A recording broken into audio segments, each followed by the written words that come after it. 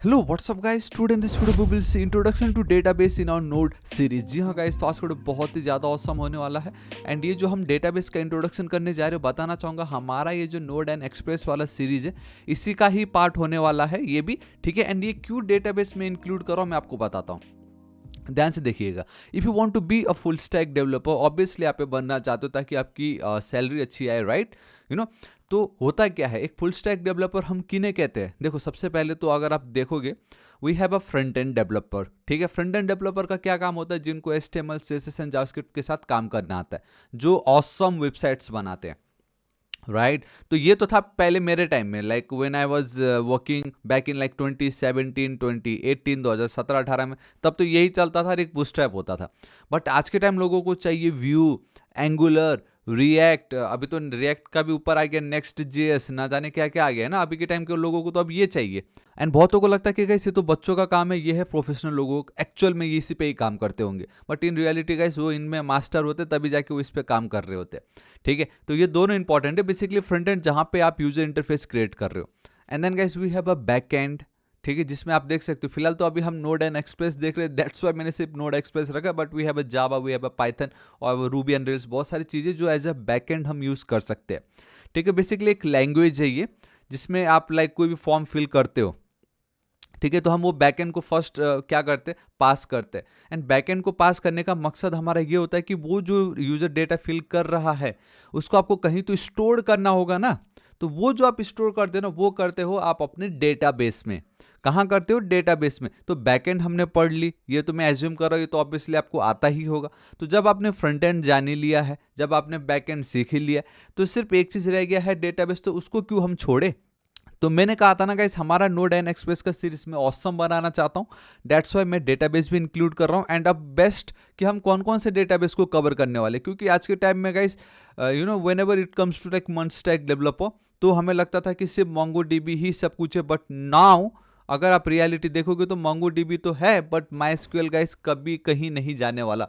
That's why हम MySQL को भी देखेंगे, MongoDB को भी देखेंगे। आज के टाइम में गाइस आप बहुत सभी लोग सुन रहे होंगे, दैट इज ODM। तो ये ORM क्या होता है, ये ODM क्या होता है, तो मैं बताना चाहूँगा। देखो गाइस, तो मैं सिंपल बताना चाहूँगा guys, in case of MySQL हम क्या करते हैं, मोस्टली हम टेबल्स के साथ, एक रिलेशनल डेटाबेस है ये आपका नॉन रिलेशनल डेटाबेस है, राइट।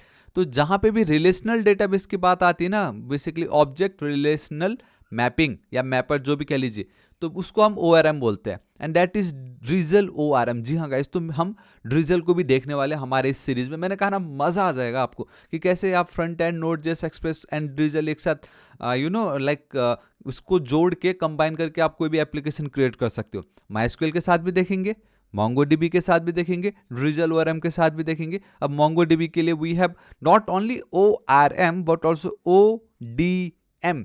नाउ दिस टाइम अब हम ऑब्जेक्ट डॉक्यूमेंट्स मैपिंग, क्योंकि MongoDB is all about your documents, so that's why ये आपका कहलाता है ODM, ठीक है। And then we have one more ORM and that is your prisma. जी हाँ गाइस, तो हमारे इस सीरीज में we are going to cover like MySQL, you know, basically postgres भी होगा, MongoDB, ड्रिजल, Mongoose, प्रिज्मा। तो ये है ना कितना ज्यादा ऑसम कि हमने नोट कर लिया, हमने एक्सप्रेस देख लिया, अब इतना सब कुछ देखेंगे। एंड में world best, if you remember, यहाँ पे देखो, ये तो नोड हो गया, बट अभी रिसेंटली वर्जन 19 अभी रिसेंटली रिलीज हुआ है रिएक्ट, इफ यू रिमेंबर। एक काम करते हैं, मैं चलता हूँ प्लेलिस्ट पे, तो यहाँ पे अगर आप देखोगे तो गाइस हमने रिसेंटली ही रिएक्ट वर्जन 19 का जो 2025 प्लेलिस्ट है, इसको मैं कंप्लीट कर चुका हूँ।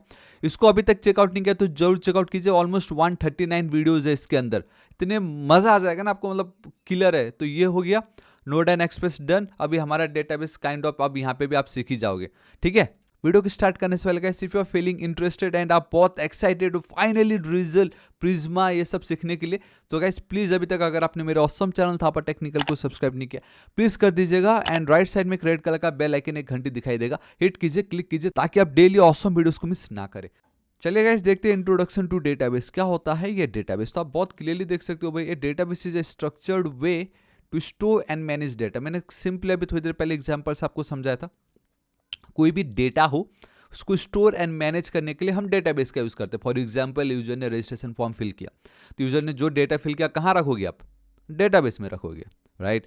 ऑल्सो अगर आप ई कॉमर्स वेबसाइट में जो आपको इतने सारे प्रोडक्ट्स दिखाई देते हैं वो फ्री में तो आ नहीं रहे होंगे, वो भी डेटाबेस से आपको लाइक क्वेरी करके मिल रहा होगा।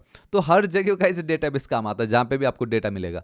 Now it helps organise data for easy access, retrieval and updates. Obviously हम देख ही चुके, ई कॉमर्स में भी आप बहुत इजीली इसको टैकल कर सकते हो। नाउ ये इंपॉर्टेंट है, like databases store data like tables, documents और की वैल्यू पेयर्स। तो इसमें सभी जितने भी आपके डॉक्यूमेंट्स डेटाबेस वाले लैंग्वेज सब आ गए।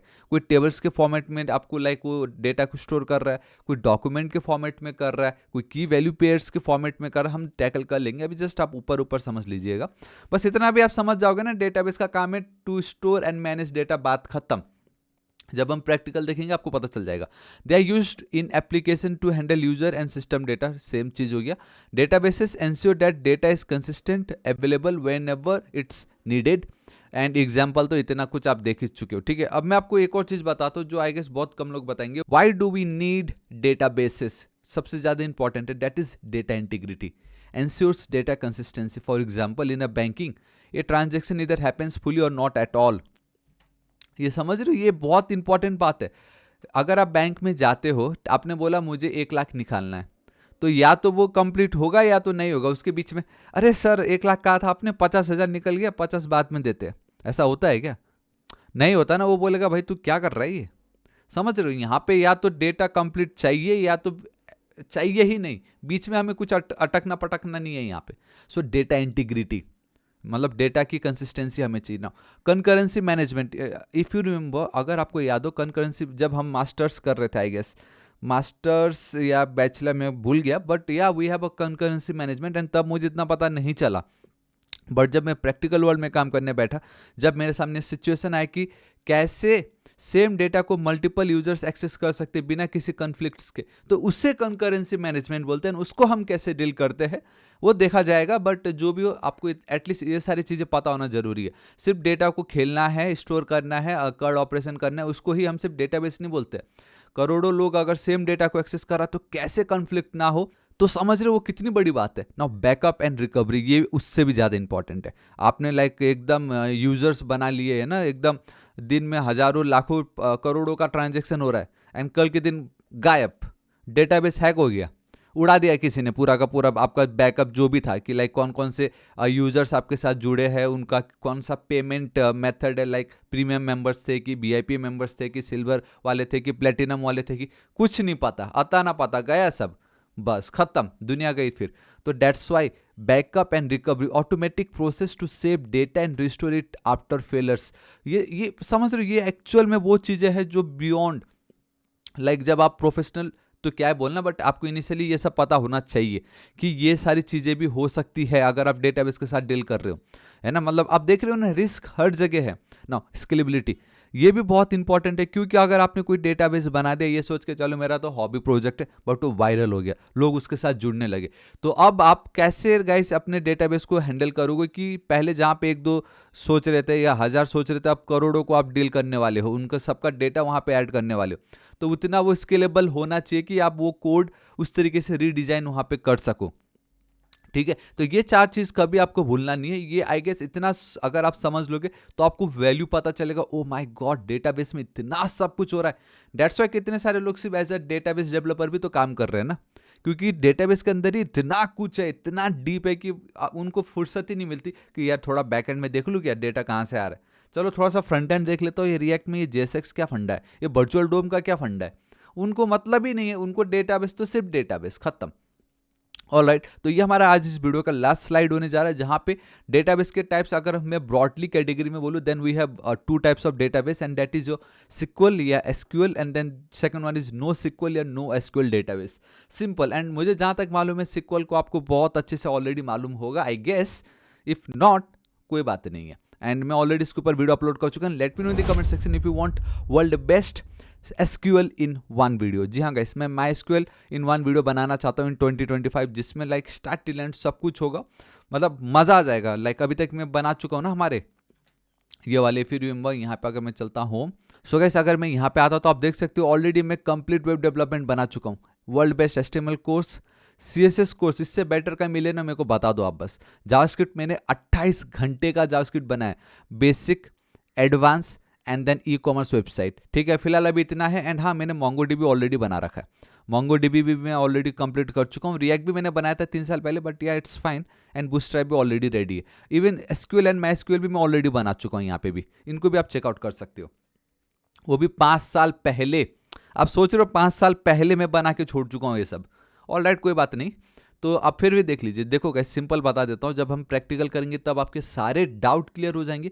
अभी आप ऊपर ऊपर से ये समझ लो कि जब आप SQL के साथ डील करते हो ना, सो बेसिकली वो क्या करते हैं, अपने डेटा को स्टोर करते हैं in structured tables, basically tables के फॉर्मेट में, we have rows and then columns. But जब आप NoSQL डेटाबेस के साथ डील करते हो तो वहाँ पे टेबल्स का कोई झंझट नहीं है। वहाँ पे अनस्ट्रक्चर्ड कह लीजिए या सेमी स्ट्रक्चर्ड कह लीजिए, बेसिकली वहाँ पे आप ये कह लीजिए डॉक्यूमेंट बेस पे हम डेटा को स्टोर कर रहे होते हैं, ऑब्जेक्ट फॉर्म या डॉक्यूमेंट फॉर्म में, कुछ इस तरीके से। सो नाउ गाइस, अगर आप सेकंड पॉइंट देखते हो, we use a predefined schema where the structure is fixed before the data entry. यहाँ पे होता ये है ना कि गाइस, आप पहले ही डिफाइन कर देते हो कि आपके इस पर्टिकुलर टेबल में कौन कौन से डेटा आने वाले हैं। सिंपल, क्या डेटा यूजर का नाम हो सकता है, यूजर का एज, यूजर का गाइस क्वालिफिकेशन, उसका कोई यूनिक रजिस्ट्रेशन आईडी, कौन सा प्राइमरी की है, कौन सा फॉरेन की है, कोई वॉइड होगा या नहीं, कोई नल होगा या नहीं। तो बेसिकली वो सारी चीज़ें हम पहले ही डिफाइन करते हैं, उसके बेस पे हम काम कर रहे होते हैं। बट इन NoSQL ना कुछ ऐसा स्कीमा डिफाइन ही नहीं करना पड़ता। लाइक आपकी मर्जी, पहले आपने बोला ठीक है मुझे सिर्फ यूजर का नाम और रोल नंबर चाहिए, कुछ समय बाद आप बोलो नहीं मुझे उसमें उनका एज भी चाहिए, मुझे उनका क्लासेस भी चाहिए, तो यहाँ तो नहीं हो पाएगा क्योंकि हम ऑलरेडी सेट कर चुके। बट यहाँ पे आप इजीली ऐड कर दोगे डेटा, जब बात आती है डेटा ऐड करने की। बेसिकली यहाँ पे कोई स्कीमा नहीं है। इट्स लाइक आप घर बनाने जा रहे हो, आपके पास कोई वो है ही नहीं कि मुझे ऐसा घर चाहिए, आप बस बनाते जा रहे हो। आपको जो लग रहा नहीं मुझे ये नहीं, चलो ऐसा कर देते, ऐसा नहीं चलो वैसा कर देते, तो वो आपका NoSQL है। बट इन SQL आप ये समझ लीजिए कि आपने आपका जो डिजाइनर है, आर्किटेक्ट वाला जो है, आपने उनसे पहले ही पूरा घर का नक्शा बना रखा है, उसके बेस पे ही आप काम कर रहे हो। Now support complex queries using SQL structured query language and support complex query using query languages or a API specific to each NoSQL database such as MongoDB में JSON like queries होता है, Cassandra में CQL हो गया, Neo4j में Cypher for ये, चलो ये देख लेंगे, कोई बड़ी बात नहीं है। आप एग्जाम्पल समझ लीजिए, we have a MySQL, PostgreSQL, SQL Server etcetera, even Oracle I guess. And then यहाँ पे अगर आप देखोगे so example based on format in which data is stored, ये इंपॉर्टेंट है। हाँ देखो, मैंने आपसे कहा था थोड़ी देर पहले प्रीवियस वाले स्लाइड में, कोई डॉक्यूमेंट फॉर्मेट में कर रहा है, कोई टेबल के फॉर्मेट में कर रहा है, कोई की वैल्यू की कर रहा है। तो टेबल तो आप समझ गए, जितने भी आपके SQL है वो सब टेबल वाले फॉर्मेट है। बट NoSQL में डिफरेंट है, like redis and then dynamic database जो है DB, वो किस फॉर्मेट में डेटा को स्टोर करे, आपके की वैल्यू फॉर्मेट में, किस वैल्यू में, वी हैव अ की एंड देन वैल्यू। नाउ अब डॉक्यूमेंट फॉर्मेट में कौन कर रहा है, तो ये जो MongoDB है, CouchDB है, सो ये क्या करते हैं, JSON like documents for user profiles, तो वो डॉक्यूमेंट फॉर्मेट में डेटा को स्टोर कर रहे हैं। एंड देन अगर आप देखोगे तो ग्राफ फॉर्मेट में भी लाइक Neo4j, ArangoDB, जो भी उस सोशल नेटवर्क और रिकमेंडेशन इंजन जो भी हो, तो कुछ इस तरीके से काम कर रहा है। बस इतना समझ लीजिए कि एक है आपका गाइस रिलेशनल डेटाबेस, दूसरा नॉन रिलेशनल डेटाबेस, एक में प्री डिफाइन स्कीमा है, दूसरे में नहीं है। एंड बाकी तो अब हम जब प्रैक्टिकल करेंगे तो आपको 1 by 1 समझ जाएगा। एंड सेकंड, आपको बस इतना समझना है, इनका काम है to deal with your data, to store the data और to manage the data. And ये 4 पॉइंट को आप बिल्कुल भी भूलिएगा मत, ये बहुत इंपॉर्टेंट पॉइंट है। अगर आपसे कोई भी डेटाबेस के बारे में पूछता है तो आप ये 4 पॉइंट बोल दोगे ना, scalability, backup and recovery, concurrency management and then data integrity, वो इंप्रेस हो जाएंगे आपसे, ठीक है। सो या गाइस, मैं भी आशा करता हूँ कि आज आप इस मेरे वीडियो से भी इंप्रेस हुए ही होंगे। अगर आपको अच्छा लगा तो गाइस प्लीज़ लाइक कीजिएगा, दोस्तों के साथ भर भर के शेयर, कमेंट जरूर कीजिए कि आपको कैसा लग रहा है। एंड मैं जानता हूँ कि मैं अपना फेस अभी रिवील तो क्या बोलना, पहले तो करता था, बट अभी फिलहाल किसी रीज़न से मैं नहीं कर पा रहा हूँ। बट बहुत जल्द मैं अपना फेस भी ऐड करूँगा, जैसे मैं नॉर्मली ऐड करता हूँ। एंड तो मैं ऐसा करूँ कि एटलीस्ट उससे कोई हमारा जो वीडियो इसमें कोई इफेक्ट नहीं पड़ रहा होगा, क्योंकि मैं अपना 110% दे रहा हूँ कि आपको एक एक चीज़ एकदम इन डेप्थ में एक्सप्लेन करूँ। सो गाइस प्लीज़, मेहनत अगर आपको मेरी अच्छी लग रही है तो प्लीज़ लाइक कर दीजिएगा, फिर से बोल रहा हूँ, है ना। कमेंट करके बताइए आपको क्या और इम्प्रूवमेंट देखना हो। एंड अभी तक अगर आपने सब्सक्राइब नहीं किया तो प्लीज़ कीजिएगा। सो मिलता हूँ मैं अब आपको कल की वीडियो में। Till then guys, thank you so much, take care.